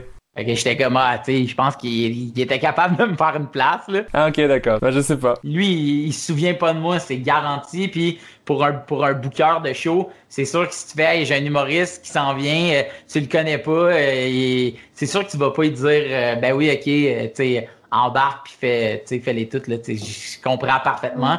Puis au final, ça a été vraiment cool à faire. Puis l'autre affaire que je me souviens du show à Charleroi, c'est qu'il y avait un hypnotiseur qui était là, qui est un gars qui a pas de cheveux, qui est tout petit, puis ça marchait aucunement. Ça marchait pas. J'ai une vidéo à quelque part, mais j'ai changé d'iPhone, mais dans mon ancien ordi, il faudrait que je l'ouvre, mais j'ai une vidéo de lui qui disait, il disait, OK, alors je vous... Tiens, prenez la chaise et quand je vais faire bzzz, la chaise sera tellement lourde que vous serez pas capable de la lever. Fait que là tout le monde a la chaise comme ça, puis là, lui, il fait bzzz, puis là, il lève les chaises, puis là, il fait juste se mettre à faire bzzz, bzzz, bzzz. Ah, puis là, tout le monde rit de lui. Puis, il était tellement... c'était hilarant, je vais m'en souvenir toute ma vie. Puis les gens avec qui j'étais dans mon équipe d'impro, quand on se voit, on fait juste des fois juste se dire puis là on lève une chaise. Mais encore aujourd'hui là, tu sais, ça fait des années de ça, mais ça nous a marqué là, c'était complètement fou. Ah, c'est génial. Je ne connais pas. Tu dois plus faire ça dans la vie. À mon avis, non. Je souhaite quand même. d'avoir progressé un petit peu. Je vais revenir sur ta carrière, du coup. Après, En route vers mon premier gala, du coup, t'as fait, comme tu l'as dit, t'as fait des galas. T'as reçu la découverte de l'année en 2016. Après, t'as intégré le Saturday Night Live au Québec avec Virginie Fortin, que j'ai reçu dans le podcast aussi. Je vous invite à écouter l'épisode pour ceux qui écouteront. Est-ce que pour toi, c'était un rêve devenu réalité d'intégrer le SNL ou pas tant que ça? Oui, c'est sûr, là. Il faudrait être complètement déconnecté pour dire non, moi, SNL, j'étais au-dessus de ça. Mais je savais même pas qu'il en ferait un, tu sais. Moi, Saturday Night Live, je connaissais ça beaucoup à cause de Virginie Fortin, dont c'est le rêve. Je pense qu'elle vendrait son père, là, puis elle l'aime, son père, là, tu sais. Mais pour être sur le cast de SNL. Puis quand on faisait de l'impro, elle me disait, moi, un jour dans la vie, je veux être dans SNL, nanana. Puis à un moment donné, elle s'était partie un band de musique qui s'appelait Witch is Witch. Elle se disait, peut-être que ma seule façon de faire SNL, ça va être avec la musique. Puis quand on s'est retrouvés sur le casting des comédiens maison d'SNL Québec, je l'ai regardé puis j'ai fait, c'est grâce à toi, je le sais, l'importance que ce rôle-là que je m'apprête à avoir. C'est grâce à toi que je connais l'importance de ce projet-là. Parce que sinon, j'aurais fait, ben oui, SNL, c'est cool, sauf que on dirait que c'est tellement loin de moi. C'est comme si je te disais, OK, tu sais, ici, ils ont refait The Office. Au Québec, on a refait The Office, ça s'appelle La Job. J'ai l'impression que quand ils ont refait The Office, c'était trop tôt parce que les gens qui ont fait The Office savaient peut-être pas à quel point c'était hot de faire The Office, puis le public savait pas à quel point c'est hot The Office. Comme en ce moment, ils refont Brooklyn Nine-Nine. Arrête de le refaire, ça s'appelle Esquad 99 et c'est la seule franchise de Brooklyn Nine-Nine au monde. Il n'y a pas eu d'autres Brooklyn Nine-Nine, c'est la seule franchise. Puis là, en ce moment, les gens se rendent compte à quel point c'est hot Brooklyn Nine-Nine et ils se rendent compte à quel point c'est méga cool qu'on ait la franchise. Là, après ça, il y a comme une espèce de polémique incroyable en ce moment sur la diversité qu'il y a par rapport à deux rôles. Cela dit, ça attire quand même les regards, ça attire quand même l'attention. Puis ça, je trouve ça vraiment cool. Fait que quand on s'est ramassé à SNL Québec, je le sais que même les puristes d'SNL comprenaient à quel point c'était incroyable qu'au Québec, dans un aussi petit marché, on ait un SNL qui est fait avec la moitié du budget qu'ils ont pour un épisode de SNL. Nous autres, on avait toute la saison. Tu comprends ce que je veux dire? Faut comprendre, c'est que le Québec, c'est... Tu sais, le Québec, c'est 8 millions de personnes. En France, vous êtes 60. En France, c'est 66 millions d'habitants et nous, en Belgique, en francophone, on est 6 millions. Vous êtes 6 millions. Tu sais, fait que nous autres, c'est 8 millions. Mais je serais curieux de savoir combien de francophones au Québec. C'est sûr que c'est pas 8 millions parce qu'on a quand même une bonne partie anglophone puis une bonne partie Première Nation, mais peu importe. Tu savais tellement les démographies, je me suis dit qu'ils étaient son super pouvoir. Tu nommes une ville puis il fait il y a tant d'habitants. Non, désolé. Ce que je veux dire, c'est que c'est sûr que pour ce qui est d'injecter de l'argent en culture ou dans peu importe quoi, ben tu y vas au prorata, tu sais, dans le sens où pourquoi est-ce qu'une pub au Super Bowl coûte tellement cher? C'est parce que c'est le show le plus écouté de l'année. Donc c'est normal qu'au prorata, si tu dis bon ben faut que ça te coûte 10 sous la tête du spectateur, ben c'est normal que s'il y a 260 millions qui écoutent le Super Bowl, ben divisé par 10 sous, ben tu sais qu'une pub te coûte 26 millions, mettons, là, je dis n'importe quoi, là, mais reste que ça serait ça, tu sais. Mais au Québec, 26 millions pour un projet, ça a jamais... Ils ont ça, 26 millions à donner en culture pour l'année. Fait que tu sais, c'est pour ça que je dis, dans le fond, au Québec, quand on a fait SNL Québec, on avait peut-être, je sais pas, là, 1 million, 2 millions, j'ai aucune idée, là, je suis zéro dans la production de ce show-là. Mettons qu'ils ont eu 2 millions pour faire toute la saison. La saison, c'est 8 épisodes. SNL Original, ils ont plus que 2 millions pour faire un seul épisode. L'animateur doit être payé 500 000. Tu sais, mettons, une émission de télé qui reçoit comme invité pour faire 2 tonnes Justin Bieber, d'après moi, là, ouais, je pense qu'ils ont du budget. Ouais. Ils ont peut-être un peu plus que 2 millions. Il doit juste le buffet de sa loge doit coûter 2 millions. Je pense, ouais. Et il y touche pas. Il y touche pas, ouais, c'est ça. 2 millions de sandwich, hey, tu vas y manger, man.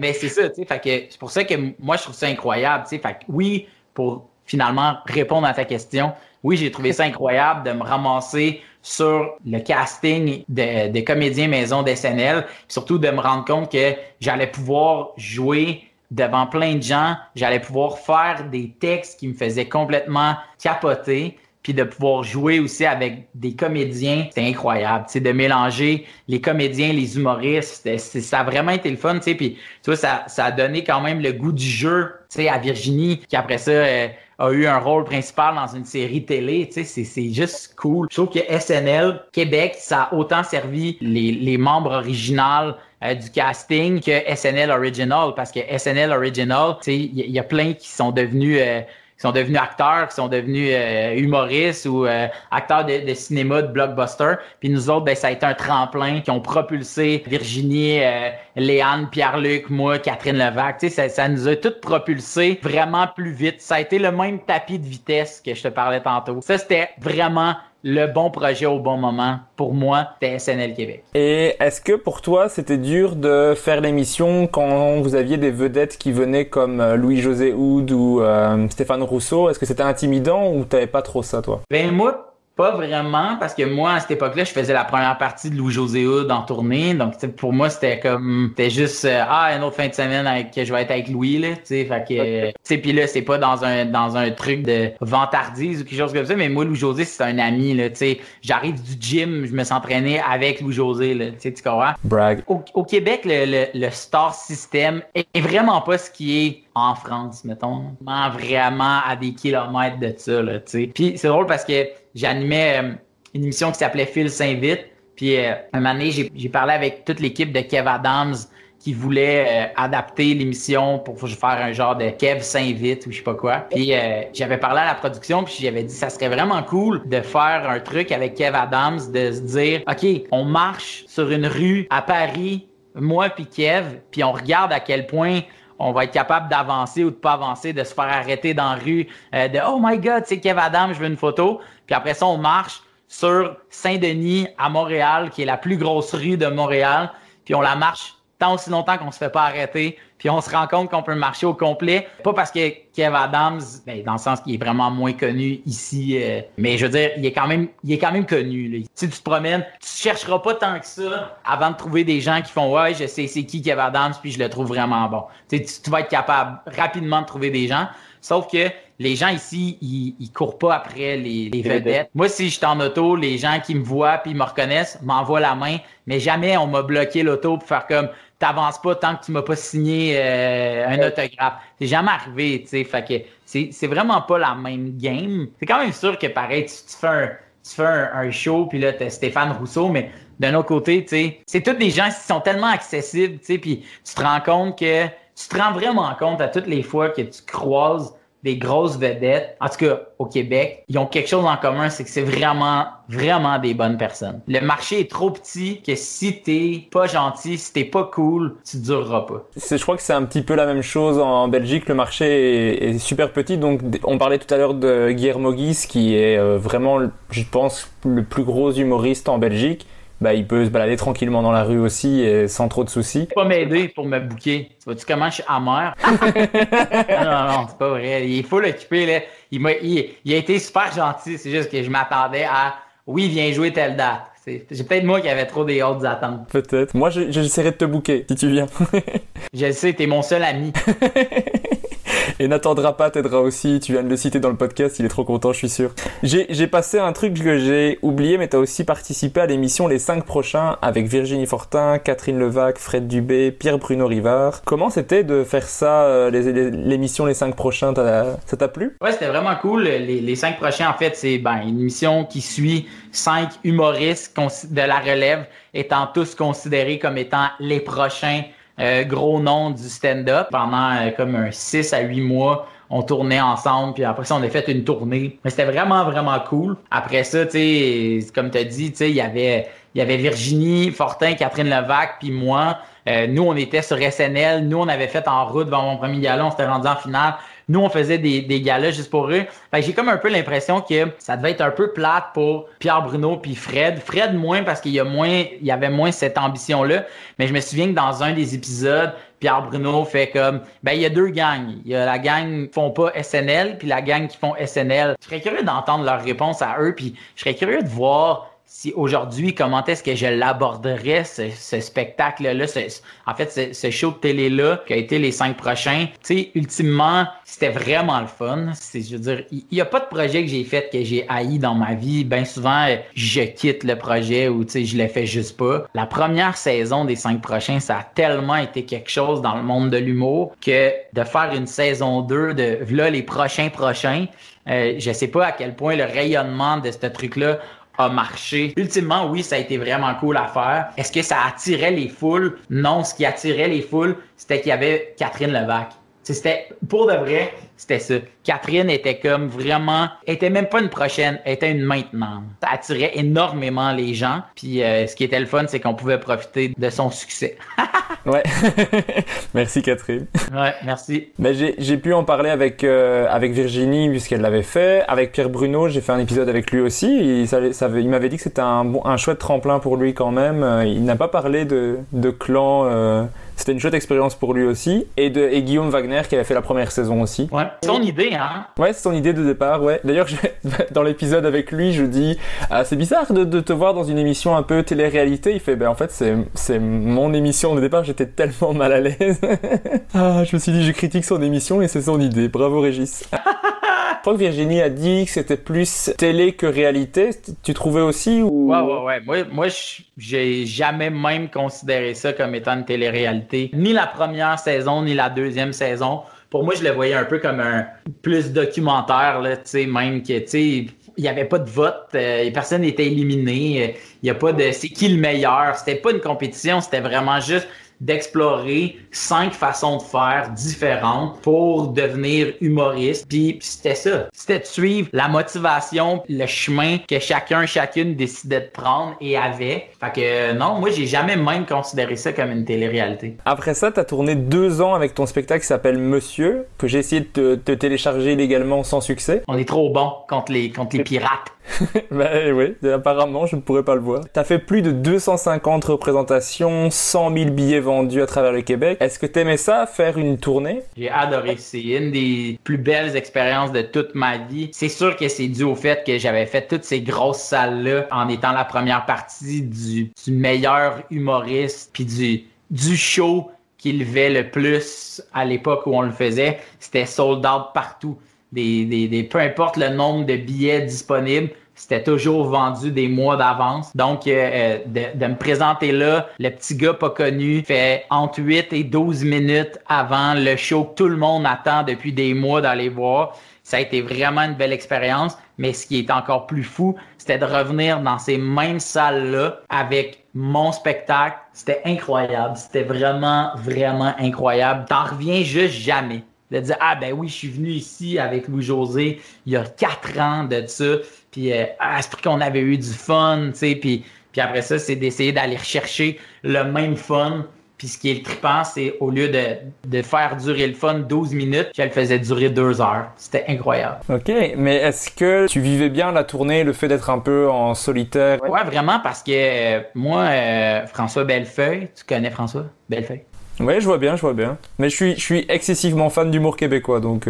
Ah, OK, ouais, c'est ça. Mais François Bellefeuille, un humoriste incroyable aussi ici au Québec. François m'avait dit, tu sais, l'humour, c'est une job, c'est un métier qu'on apprend sur le tas, sur le terrain. Ben, technicien de tournée, directeur de tournée aussi, hein, ça s'apprend en faisant. Donc, sois le tas de tes amis. Deviens le terrain d'apprentissage de tes amis. Fait que moi, dans le fond, les techniciens avec qui je suis parti, c'était leur première tournée d'humour à vie. Ils n'avaient jamais fait ça.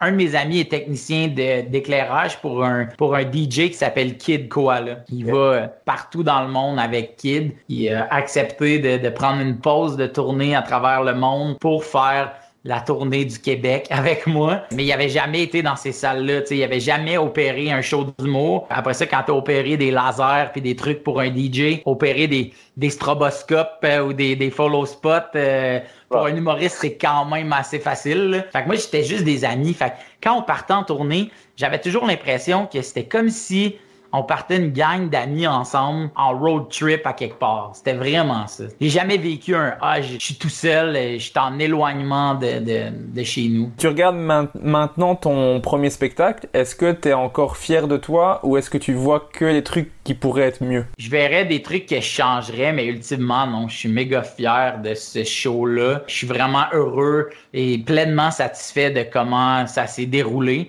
J'ai énormément appris. Non, je le referais avec les mêmes gens, tu sais. Sauf que après ça, je ferais plus jamais un show qui dure 2 heures. Plus jamais. C'est ben trop long. Qu'est-ce que tu abordais comme thème dans ce premier spectacle? Et moi, je pense qu'un premier spectacle solo, c'est beaucoup fait pour se présenter, je pense, tu sais. Puis je pense que c'est important que le show parte de toi. Donc, c'était un peu voici je suis qui. Puis faut aussi se dire que si tu fais une salle de 1000 personnes, mettons, avec ton premier one-man show, il y a peut-être 10% qui l'ont vu, qui t'ont déjà vu sur scène faire un numéro ici et là.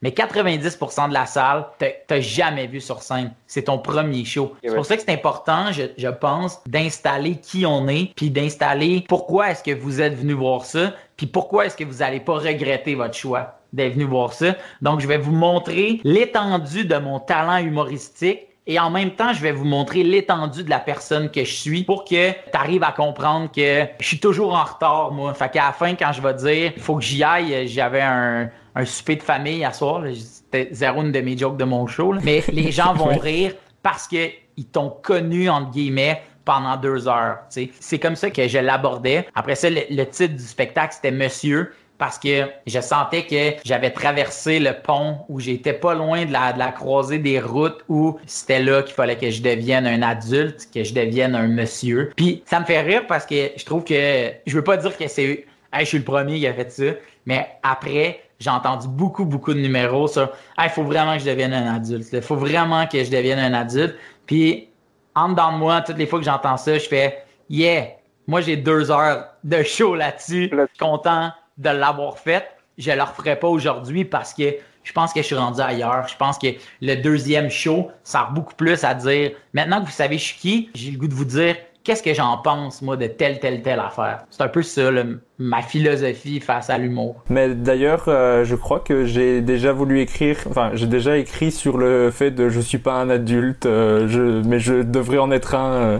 C'est un passage obligé, pas comme humoriste, mais c'est un passage qui va aller rejoindre tout le monde. Parce que tout le monde, sans exception, un moment donné, s'est dit « OK, là, je suis déménagé en appartement, dans mon premier appartement. J'ai fait la fête pendant 2 semaines. Sauf que là, faut que j'aille faire l'épicerie. Faut que je nettoie ma salle de bain. Faut que je fasse mon lit, je fasse mon lavage, plie mon linge. Faut que je travaille pour payer mon toit. OK, là, je suis en train de devenir un adulte. Donc, les questionnements que tu t'es posés t'ont amené à vouloir écrire un numéro là-dessus. Ben, chaque personne qui va être là ce soir-là dans la salle de spectacle va se dire « Hey, moi aussi, je suis passé par là. » Puis ils vont trouver ça drôle. Fait que fais-le. Ben, je vais continuer à écrire là-dessus, mais c'est un truc, comme tu dis, je pense que tout le monde passe par là, mais c'est vraiment un stade bizarre. Ouais, hein? Dans ma tête, j'ai 16 ans, moi. C'est normal. Mais tu sais, moi, je suis dans la vie, quand je fais pas des podcasts et des scènes d'humour, je suis prof de langue anglais-néerlandais. OK. Et je donne cours à des adultes qui sont tous plus âgés que moi. Et il y a des fois, au milieu du cours, je me dis, mais qu'est-ce que je fais là? Je suis un élève, moi je suis pas le prof, quoi. Qu'est-ce qu'ils écoutent, ce que je raconte? Ça me fait toujours rire, j'ai pas des petits bugs comme ça, au milieu du cours, de se rendre compte en fait, c'est moi le prof, ok. As-tu déjà chicané un élève? Ouais, je sais que vous dites pas ça, chicaner. Mais t'as-tu déjà remis un élève à sa place? En secondaire, souvent, quand je donnais cours en secondaire, ça arrive à tous les jours. En cours du soir avec des adultes, une fois. Mais c'était un peu bizarre parce il était beaucoup plus vieux que moi, mais il le fallait parce qu'il était un petit peu offensant envers des gens et donc il fallait que je le remette à sa place. C'était un peu bizarre. Non seulement, toi, dans la vie, tu t'es dit, il faudrait que je devienne un adulte, mais en plus de ça, t'as déjà dit à quelqu'un qui pourrait être ton père. Ouais. Et là, tu vas te calmer puis tu vas écouter quand les gens parlent. C'est fou, pareil, là. Tu sais, ça arrive pas, là, ça, dans la vie, là. Ben ouais, il a dû prendre des conseils de vie d'un gars de 21 ans à ce moment-là. Ça fait aucun sens, là. Ouais, ben, je suis d'accord avec toi. C'est après l'avoir fait, je sors de la classe, je me fais, mais qu'est-ce que je viens de faire? Qu'est-ce qui a changé maintenant avec ton deuxième spectacle par rapport au premier? Que t'es en rodage, qu'est-ce que tu veux changer, je veux dire? C'est comme si, je sais pas, Tu sais, mettons, le deuxième spectacle, mais comme je t'ai dit, c'est que là, il est en construction, tu sais. Fait que c'est difficile pour moi de dire, il parle de ça, tu sais, voici la trame narrative, tu sais, on va partir de là, puis on va se rendre là. Mais en ce moment, ce qui m'intéresse le plus, ce qui m'interpelle dans ma création puis dans mon écriture, c'est beaucoup plus l'analyse. C'est beaucoup plus le pourquoi est-ce que je réagis comme ça? Pourquoi est-ce que je trouve que les gens devraient faire ça au lieu de faire ça? Puis pourquoi est-ce qu'on continue à faire telle ou telle chose? Parce qu'on est ancré dans quelque chose. On dirait que je suis comme dans la recherche de réponses puis dans l'explication du pourquoi.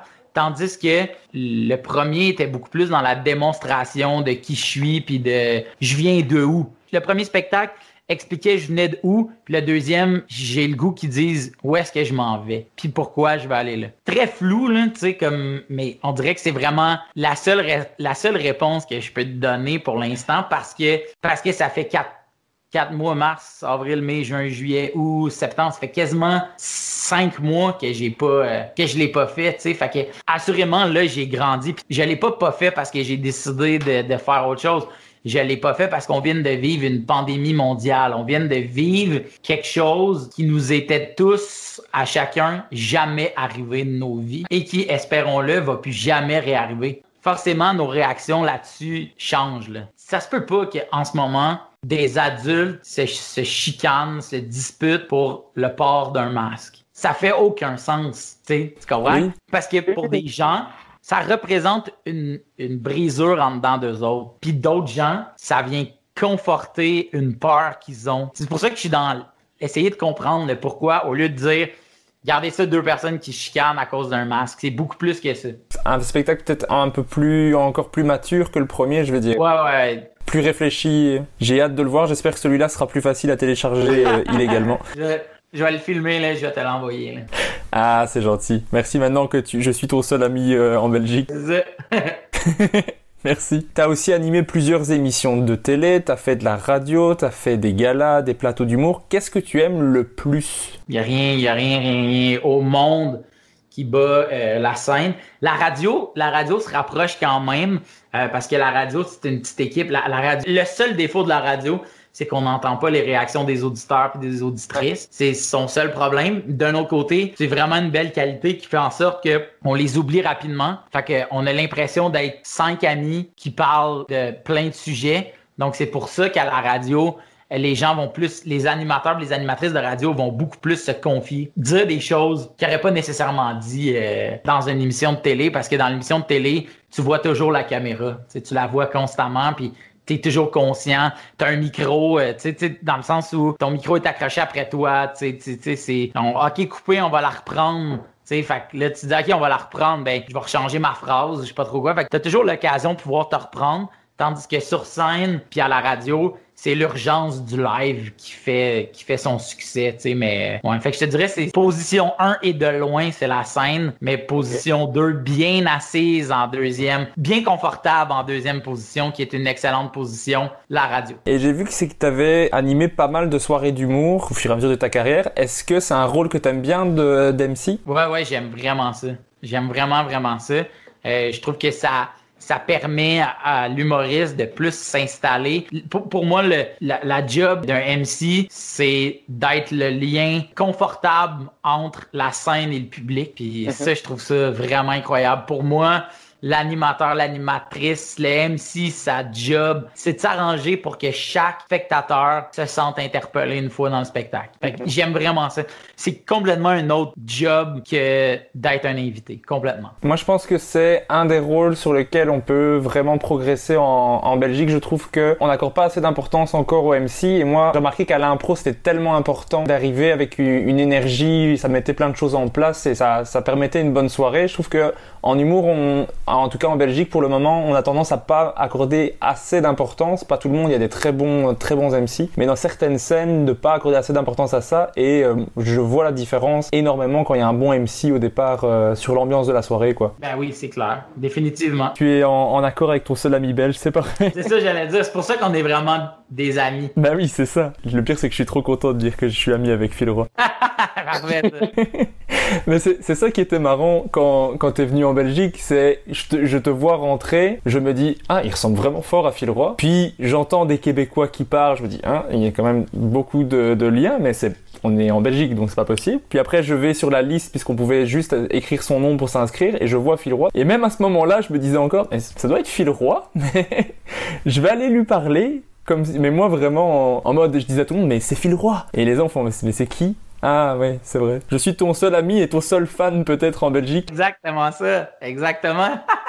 Mais je me souviens en plus sur la feuille, on devait s'inscrire puis on n'était pas sûr de jouer. Puis il m'avait dit, c'est une place où on laisse beaucoup de chance. On veut être la place où les gens se sentent confortables de venir jouer une première fois. Ouais. On veut vraiment donner plus de chance aux nouveaux. Puis quand tu écrivais ton nom, il te demandait est-ce que c'est ta première scène? Puis moi j'avais écrit oui. Puis il y a quelqu'un qui a écrit non. C'est sûr que c'est toi. Ouais, j'avais écrit non. Ouais, moi ça faisait plusieurs scènes quand même. Mais là j'étais comme mais non, c'est ma première scène belge en 2020. Ah oui, c'est ma première scène. J'ai jamais fait ça avant. Je voulais être sûr de jouer. J'étais comme, hey, tant qu'à s'être déplacé, je veux jouer. Là. C'est ma première scène, mais je fais le forum dans 4 jours. Ça pourrait vraiment m'aider, s'il vous plaît. Ça, c'est quand même fort parce qu'il y a beaucoup d'humoristes belges qui rêveraient de faire le forum et qui l'ont pas encore eu l'occasion de le faire. Tu vois, même dans les gros noms en Belgique. C'est vraiment une belle salle. Tu sens que c'est un vrai théâtre. Là. Tu sens vraiment que c'est vraiment incroyable. Puis il y a des espèces de graffitis sur le côté du bâtiment où t'as plein d'artistes méga connus qui ont joué là. T'as un graph de Charles Aznavour là. Ouais. Puis parmi tous ces gens-là, t'as Anthony Cavana. Je fais comme aïe, ça fait juste me rappeler que comme Anthony Cavana, c'est comme une méga star en Europe. Man, il habite à 10 minutes de chez nous. C'est comme incroyable. Comme dans le sens où je le croise sur la rue. C'est pour ça que je te dis, au Québec, c'est tellement un plus petit marché que j'ai comme l'impression qu'on est comme tous égaux. Tu comprends ce que je veux dire? Il y a comme vraiment pas de hiérarchie tant que ça. Il y en a une. Elle est vite tassable, cette hiérarchie-là. Puis encore là, ça me ramène à ce que je t'ai dit. Puis c'est peut-être à cause de ça, en fait, que je trouve qu'il n'y a pas de hiérarchie. C'est que c'est tellement un des gars les plus cool que j'ai rencontré de ma vie. Là. Comme vraiment, là. Ici, le weed est légal. Genre, Anthony, mettons, il sait pas rouler des battes. Fait que c'est toujours comme nous autres qu'il fallait qu'il roule. Mais c'est comme vraiment, comme c'est légal ici, je peux me permettre de le dire, là, mais... Bah oui. Tu sais, genre, j'ai fait avec Anthony Cavana. Bah oui, à fond. Mais pour nous, oui, Anthony Cavana avec Stéphane Rousseau, c'est les deux grandes stars qui viennent du Québec, qui sont, vraiment des grosses stars de folie, de se faire suivre dans la rue, je pense, quand ils viennent en Europe. Mais c'est génial. Mais d'ailleurs, moi, je trouve ça super chouette, c'est que, pour moi, toi, t'es dans les stars de l'humour, et je t'envoie un message sur Insta, tu me réponds le même jour de, allez, on fait un podcast, je trouve ça super cool. Du coup, je vais essayer Anthony Cavana, peut-être que ça pourrait marcher. Pour vrai, essaye-toi avec Stéphane. J'ai essayé aussi. Tu y as déjà écrit? J'ai essayé sur Insta, mais à mon avis, je suis pas le seul à lui envoyer des messages non plus, mais c'est dans ceux que j'aimerais vraiment bien avoir. En plus, il a un parcours impressionnant. Il a commencé à 12 ans, donc il a énormément de choses à raconter, je pense. Ouais. J'ai regardé ça la semaine passée, t'as fait jury dans l'émission Rose Battle. Pourquoi t'as pas fait candidat? Ça aurait été cool. En fait, c'est ça, c'est parce que je suis moins dans la joute des roasts, surtout à la télé. Le problème à la télé, c'est qu'il y a trop de censure, puis c'est comme trop important à la télé pour trop de gens. Même si on met un contexte où on est que des amis qui, ultimement, vont se faire des roasts, j'aimais mieux être juge parce que c'était moins prenant pour moi. Puis tu sais, même là, je dis ça, mais j'ai reçu des messages de je peux pas croire que tu y as dit ça. Puis je fais comme c'est ça le concept de l'émission. Comme j'ai pas envie de gérer ça, la première année, j'ai dit non, je veux juste pas y aller. Puis après ça, j'ai écouté l'émission et j'ai vu qu'il y avait des juges. Puis là, je leur ai dit, quand ils m'ont dit est-ce que tu veux participer, j'ai dit non, mais je serais juge si jamais vous voulez.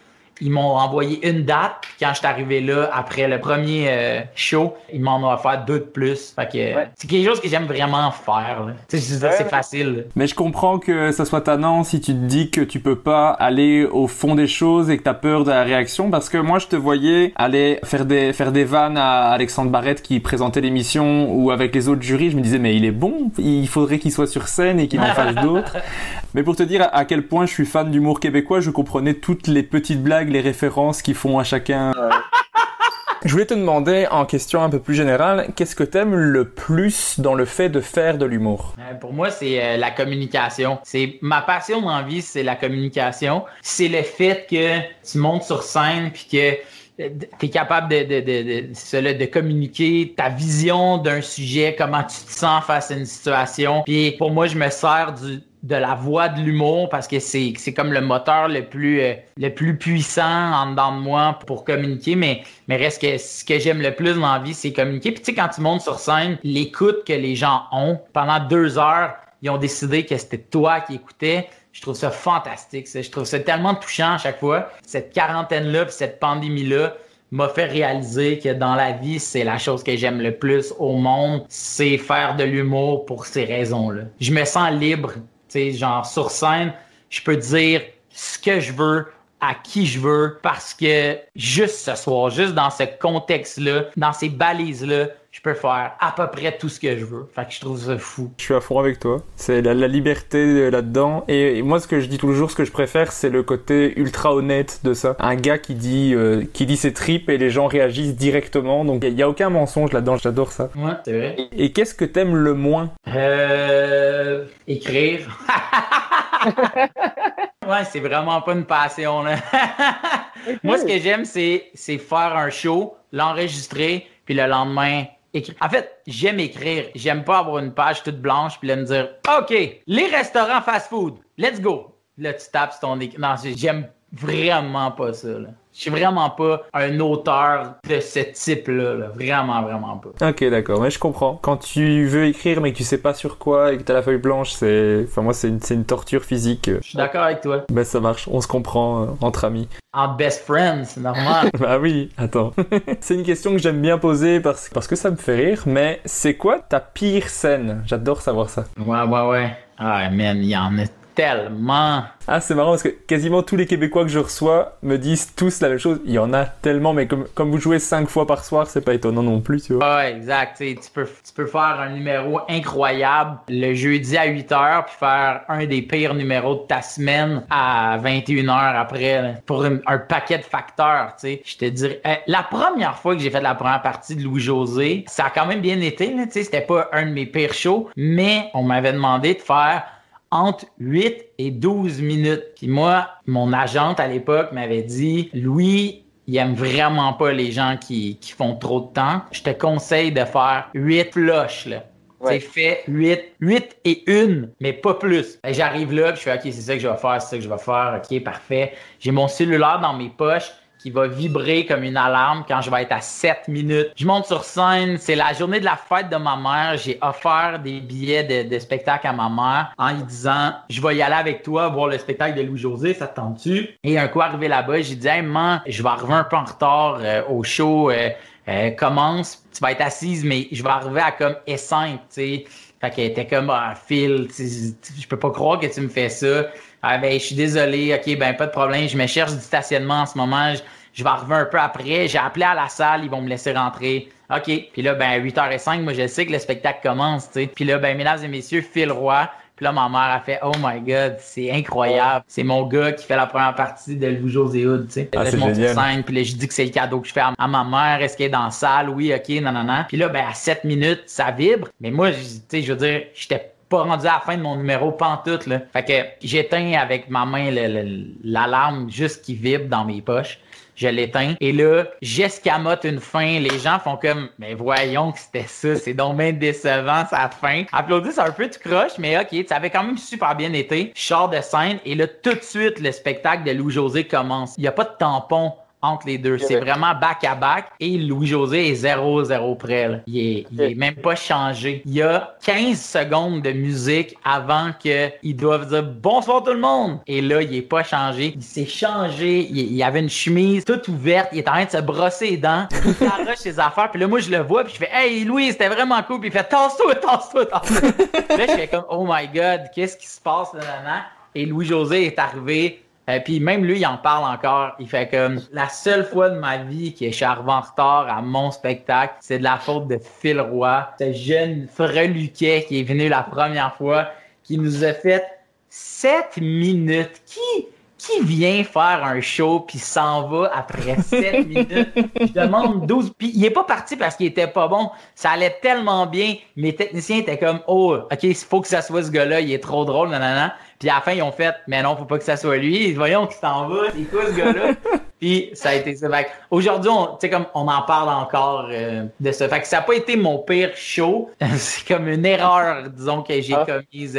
Quand même assez sérieuse. Il a été cool de continuer à te prendre après pour la suite parce que ça aurait pu être la fin de tes premières parties pour lui, quoi. Ça, il a été tellement gentil, puis tu sais, il m'a juste dit « Voyons, qu'est-ce qui s'est passé? » J'ai dit « Ben, moi, en fait, c'est Marie-Lou qui m'a dit de faire 8, puis il dit « Non, je veux un 12. » Puis j'ai fait « Ah, ben, moi, j'aurais vraiment pu continuer. » Puis il fait « Ouais, on s'est rendu compte de ça, là. » Fait que là, il m'a réessayé. Le lendemain, là, tu sais, j'étais là, puis le lendemain, j'ai fait mon temps correctement, puis toute l'équipe, fait que... Bah, merci pour l'anecdote. Je vais passer à ce que j'appelle l'interview name dropping. Je vais te demander des noms d'humoristes, mais en fait, j'ai oublié de te poser la question avant, mais est-ce que tu regardes, toi, beaucoup d'humoristes? Est-ce que t'as regardé beaucoup d'humoristes pendant ta vie ou pas tant? Non, presque pas. Ok, bah j'espère que tu vas quand même savoir citer des noms, mais tu peux citer qui tu veux, hein. Franchement, humoriste français, québécois, américain, ça peut aller dans tous les sens.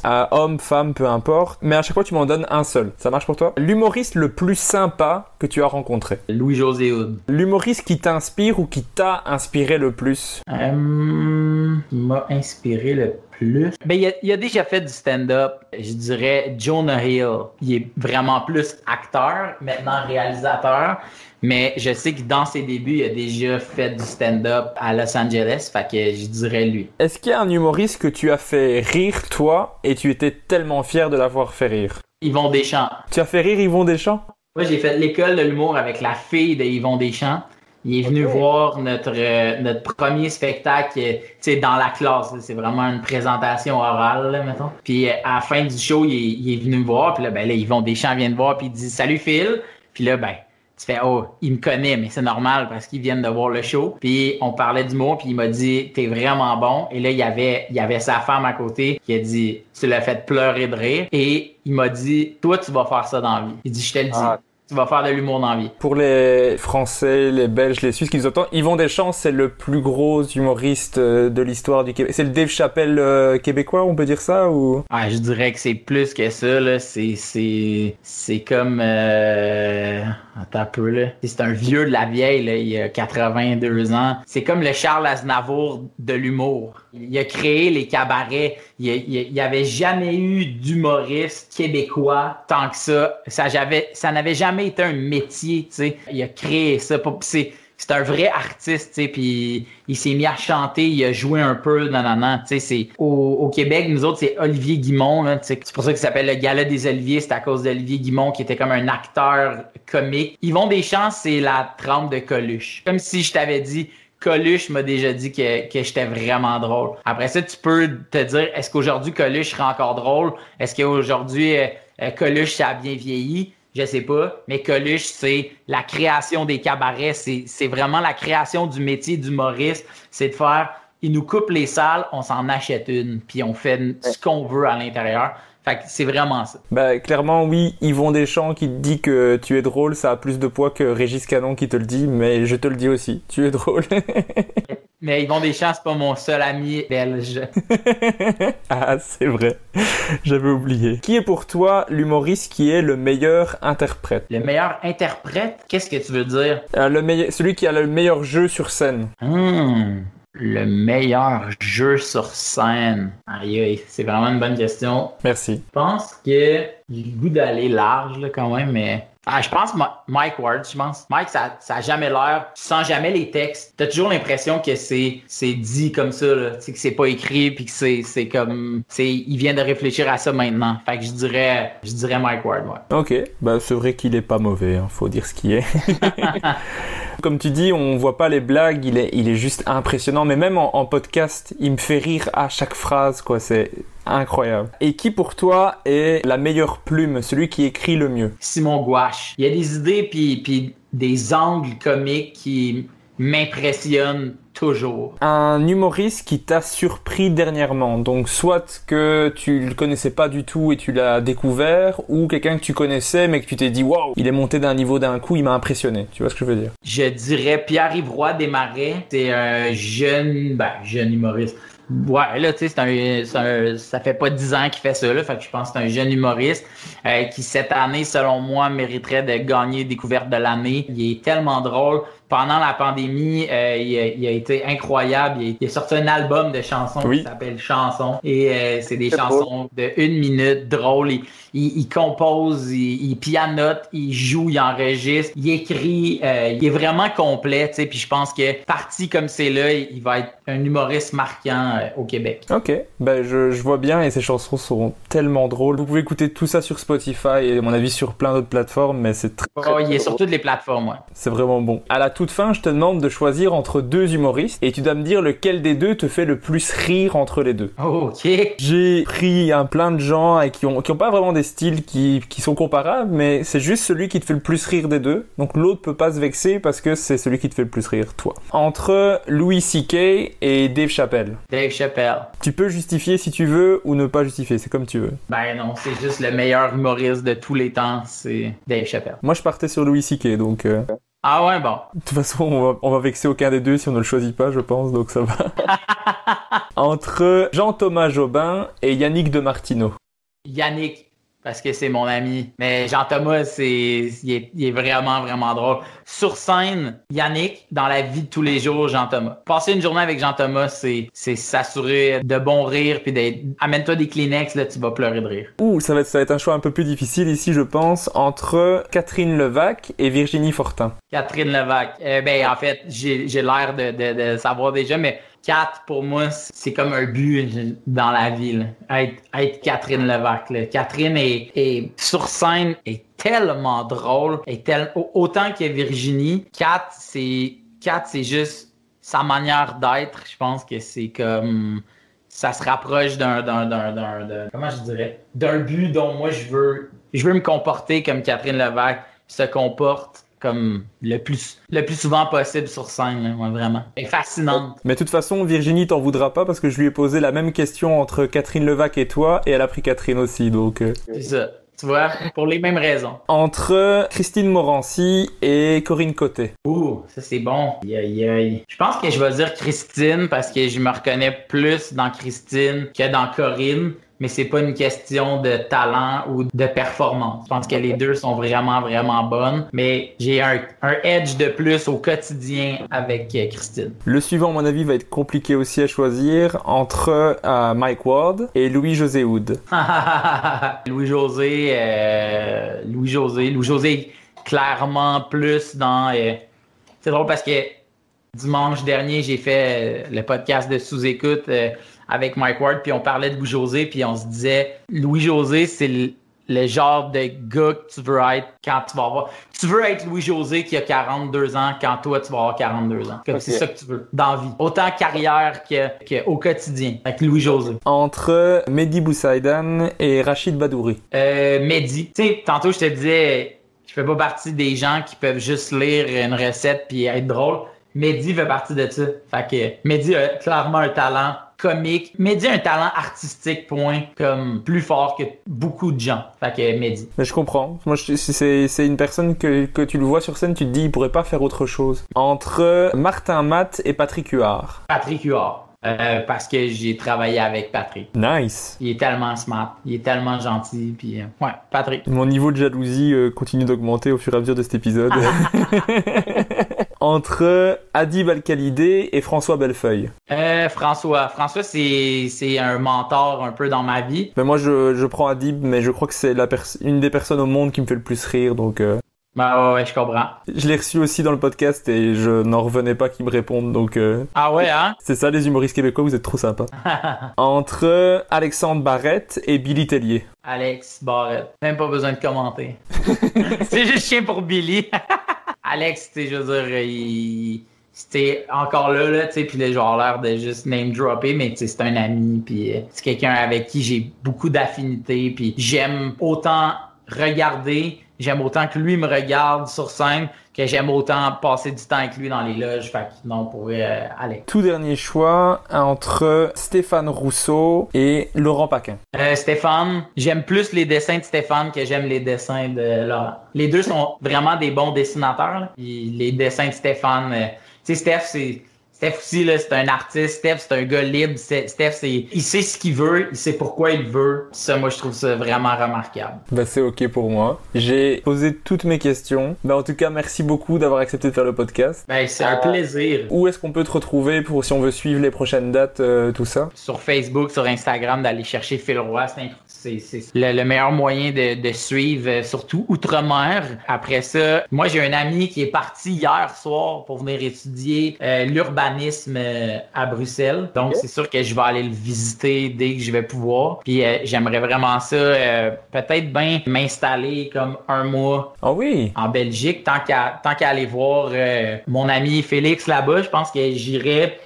J'aimerais ça essayer de booker un tournoi d'impro, essayer de voir. Tu sais, mettons peut-être que, je sais pas, là, je prendrais un mois de congé, j'irais en Belgique, puis je ferais des shows. J'ai vraiment, vraiment aimé ça là-bas. C'est ça, je pense que j'aimerais ça venir m'installer sans ambition plus grande que ça, autre que pour le plaisir, mais je pense que j'aimerais vraiment, vraiment ça. Ah ben cool, mais si tu viens en Belgique, contacte ton ami Ben. Il viendra te voir avec plaisir. Merci beaucoup. Hey, merci à toi.